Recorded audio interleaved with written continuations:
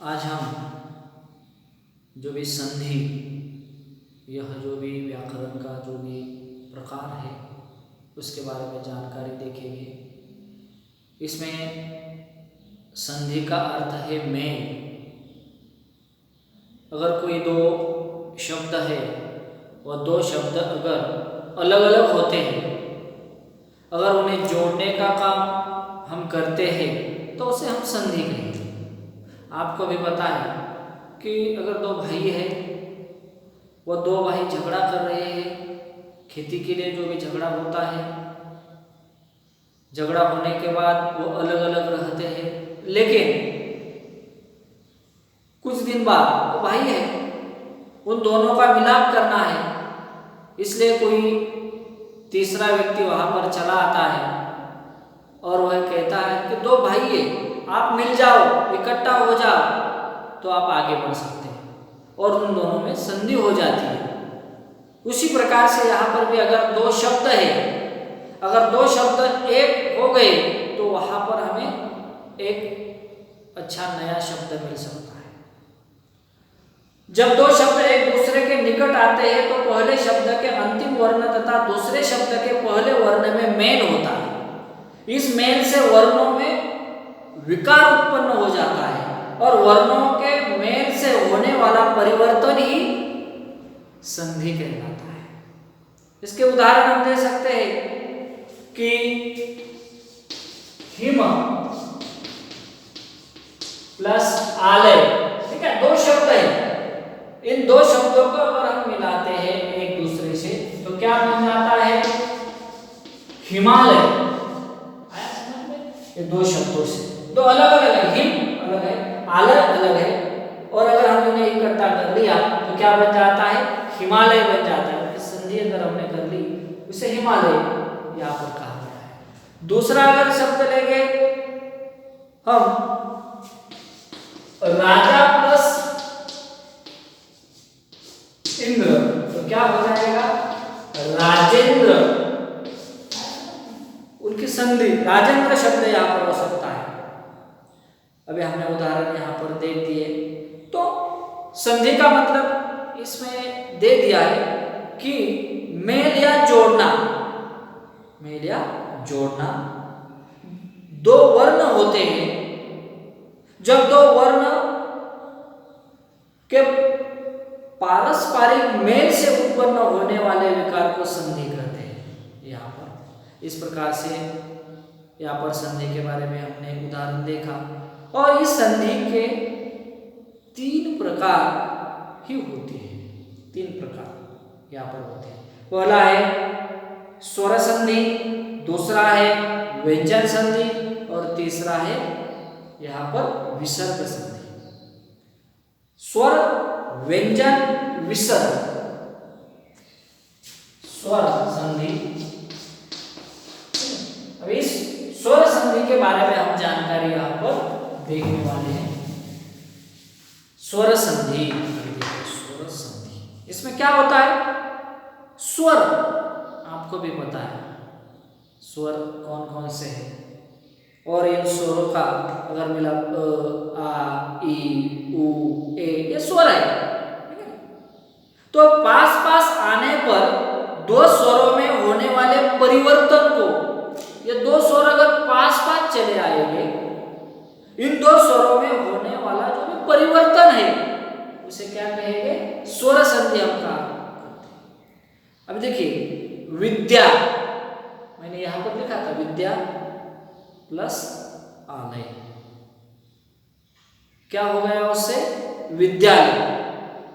आया समझ में? इसे हम क्या कहेंगे? स्वर संधि हम यहाँ पर कह सकते हैं। अभी आगे देख सकते हैं कि ये जो भी स्वर संधि है, इस स्वर संधि के भी भेद होते हैं। अब इस स्वर संधि के यहाँ पर 5 भेद बताए। कितने? 5 भेद बताए। पहला भेद है दीर्घ संधि। अभी सिर्फ हम उदाहरण के तौर पर आगे देखेंगे। अब देखिए इस दीर्घ संधि में यहाँ पर दिया है, अगर हम अ प्लस अ हो जाता है तो इससे हमें क्या मिलता है? आ हो जाता है। इससे एक शब्द तैयार हो सकता है धर्म और अर्थ, इससे क्या होता है धर्मार्थ। देखिए आव आ गया इसमें, धर्मार्थ आ, इसे हम क्या धर्मार्थ आ जाता है दीर्घ संधि यहाँ पर हम कहेंगे। दूसरा उदाहरण हम ले सकते हैं,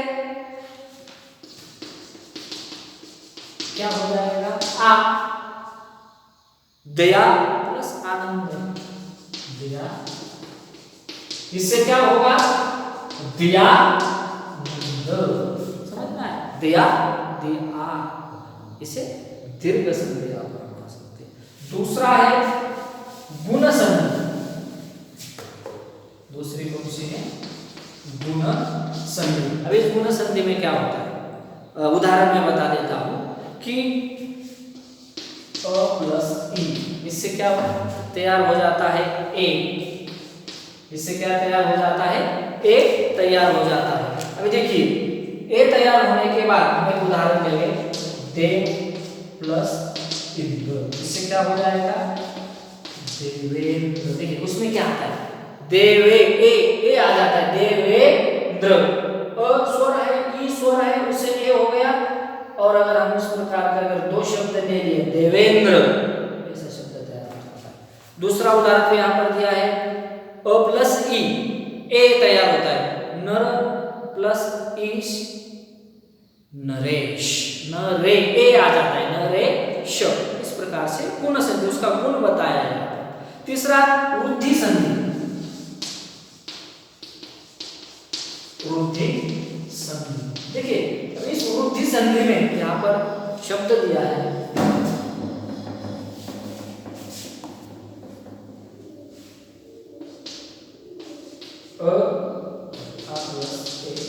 ए तैयार हो जाता है, सदा प्लस एव, क्या हो जाएगा सदैव, सदा एक शब्द एव, दो शब्द, इसका क्या होगा सदैव, सदैव ए यहाँ पर वृद्धि संधि सदैव।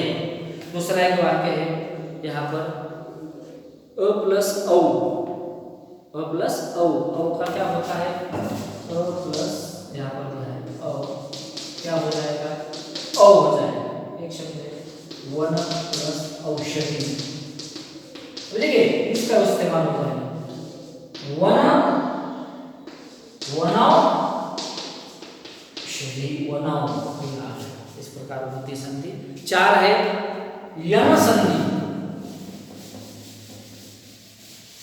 यन संधि है। अब इस यन संधि में क्या उदाहरण दिया है उ प्लस अ इज इक्वल टू व, और क्या दिया है सु प्लस अच्छ, देखिए क्या ये आ जाएगा स्वच्छ, ठीक है क्या आ जाएगा स्वच्छ, स्वच्छ स्व वो आता है। दूसरा उदाहरण है यहाँ पर ई प्लस अ य, अति प्लस अंत अत्यंत य, यन संधि में यहाँ पर ये आ सकता है। और पांचवा है अयादि, अयादि संधि। अभी अयादि संधि का उदाहरण यहाँ पर दिया है ए प्लस अय, क्या तैयार हो जाएगा अय। इसमें ने प्लस न य न, न य न, ऐसा तैयार हो गया। उसके बाद और भी है ओ प्लस अ तैयार हो जाएगा। वाक्य हम देखेंगे भो एक शब्द अन एक शब्द, तो क्या हो जाएगा भवन, भवन, ठीक है ये शब्द आ सकता। इस प्रकार से इसके 5 भेद हैं। अभी आगे हम देखेंगे कि मुख्य भेद की ओर हम जा रहे थे। पहला हमने देखा था कि स्वर संधि, दूसरा हम देखेंगे व्यंजन। स्वर के बारे में हमने पूरी जानकारी, अभी व्यंजन भी आपको पता है कौन से व्यंजन है, वो व्यंजन संधि है। व्यंजन और स्वर अथवा व्यंजन और व्यंजन के योग से होने वाले परिवर्तन को व्यंजन संधि कहा जाता है। व्यंजन और स्वर अथवा व्यंजन और व्यंजन के योग से होने वाले परिवर्तन को यहाँ पर व्यंजन कहा जाएगा। उदाहरण के तौर पर हम देंगे पहला व्यंजन और स्वर का लेंगे, एक एक शब्द लेंगे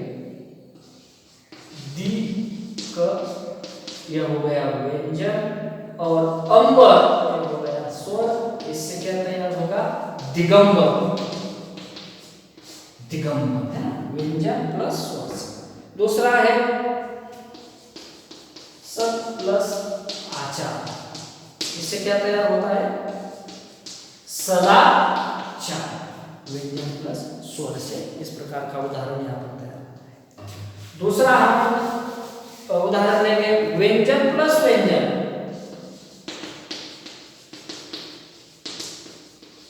इसमें सत यही व्यंजन है और जन यह भी व्यंजन है। क्या हो जाएगा? सज्जन। उसके बाद सम यह व्यंजन है, चय यही व्यंजन है। क्या हो जाएगा? संचय।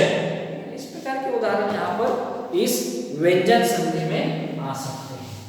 अभी मैंने दो उदाहरण दिए, मतलब इसमें क्या है? व्यंजन और स्वर उसे परिवर्तन को व्यंजन कहते हैं, व्यंजन संधि कहते हैं। व्यंजन और व्यंजन के योग से होने वाले परिवर्तन को व्यंजन, इसलिए मैंने यहाँ पर व्यंजन प्लस स्वर के उदाहरण बताए, व्यंजन प्लस व्यंजन के उदाहरण बताए। इस प्रकार से व्यंजन संधि हो गई। अभी तीसरा और लास्ट विसर्ग संधि।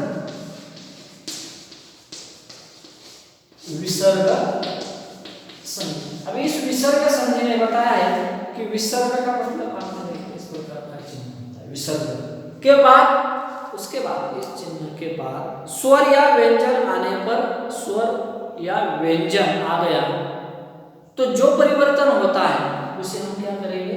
विसर्ग संधि हम कह सकते हैं। उदाहरण के तौर पर देखिए यह चिन्ह प्लस बल, आगे क्या हो जाएगा आपको पता है, क्या हो जाएगा? तपोबल। अभी देखिए ये आ गया, उसके बाद स्वर या व्यंजन कोई भी आए, स्वर आए या व्यंजन आए, उससे जो परिवर्तन होता है तपोबल, ये परिवर्तन होता है। नी प्लस आशा, क्या हो जाएगा? निराशा। इसे हम क्या कहेंगे? विसर्ग संधि।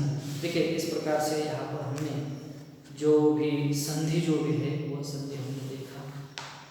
तो आपको भी बड़े ध्यान से वीडियो देखना है, और जो भी बात समझ में अगर नहीं आती है तो आप फिर से हमको पूछ सकते हैं। और इस प्रकार से हमने यहाँ पर संधि जो भी व्याकरण का भाग है इसको देखा, आपको समझ में आया होगा, मुझे ऐसा लगता है।